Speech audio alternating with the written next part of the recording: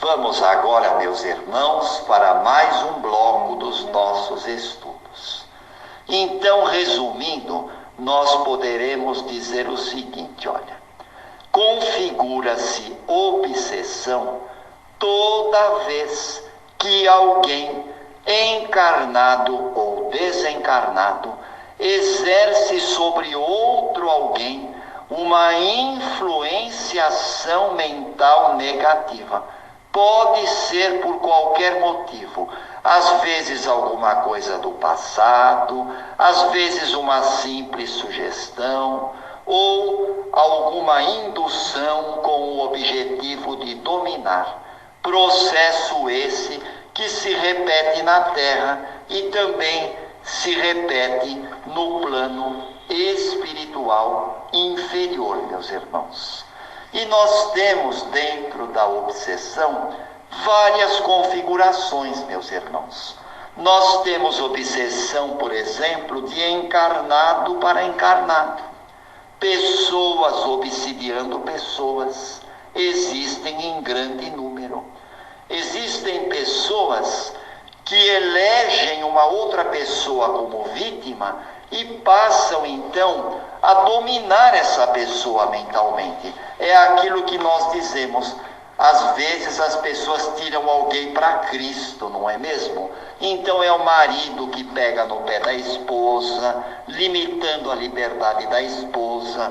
É a mulher que fica espezinhando o companheiro, escravizando o companheiro aos seus caprichos.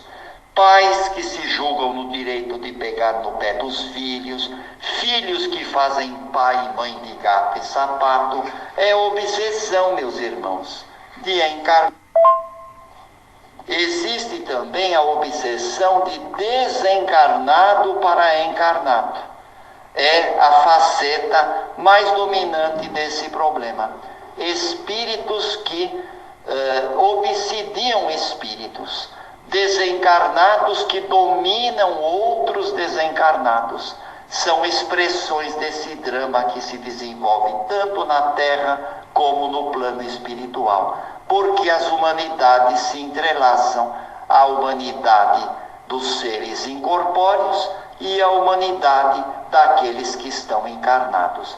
Então nós podemos ter obsessão de desencarnado para desencarnado. São aquelas grandes hordas de espíritos obsessores que muitas vezes aprisionam aqueles espíritos incautos no plano espiritual e passam a dominar esses espíritos, né? No livro Libertação de André Luiz, por exemplo, nós temos a descrição de uma verdadeira cidade de obsessores, né? Uma cidade onde hordas e hordas exercem essa influenciação negativa, levando pânico e pavor para os espíritos medrosos e que não têm resistências evangélicas. No livro Nos Bastidores da Obsessão, Manuel Filomeno de Miranda, através de Divaldo Pereira Franco, também fala da existência desses núcleos trevosos de obsessão. Temos também obsessão de encarnado para desencarnado. Olha que engraçado, né, gente? A gente pensa que a obsessão é sempre de desencarnado para encarnado, mas nem sempre. Pode ser o contrário também, de encarnado para desencarnado. Então, é aquele parente que o pai ou a mãe ou o filho desencarnou e esse parente ficou aqui na Terra. E este parente muitas vezes não se conforma, se revolta, chama pelo ente querido que partiu a toda hora.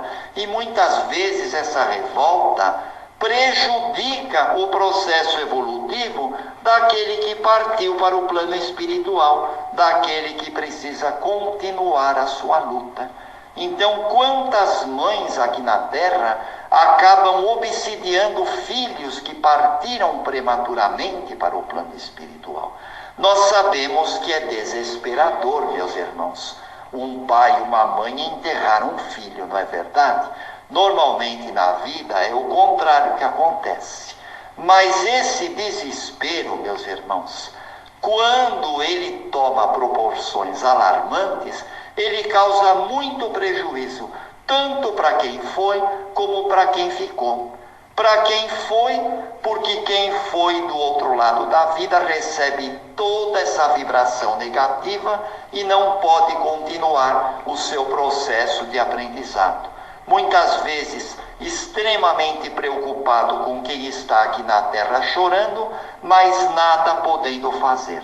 E também negativo para quem ficou, porque essa revolta, esse desespero muitas vezes acaba causando uma patologia orgânica, são as chamadas doenças psicossomáticas. Existe também, meus irmãos, a obsessão de desencarnado para encarnado. É uma influência maléfica do espírito desencarnado sobre o espírito encarnado. E este processo obsessivo, meus irmãos, entre os seres invisíveis e os que estão encarnados, é o processo de maior incidência. É o processo clássico de obsessão. E o obsessor age nas sombras e ele tem a vantagem de não ser visto, de não estar sendo percebido sempre pela sua vítima. Então, a vítima, muitas vezes imprevidente, desconhecendo a possibilidade de sintonia entre plano material e plano espiritual, ela se deixa sugestionar, ela se deixa arrastar pela sugestão desse perseguidor, através da sintonia, do plugue espiritual, e que muitas vezes a vítima tem no seu passado essas tomadas, esses plugs que vão facilitar a conexão, a comunicação com o perseguidor desencarnado.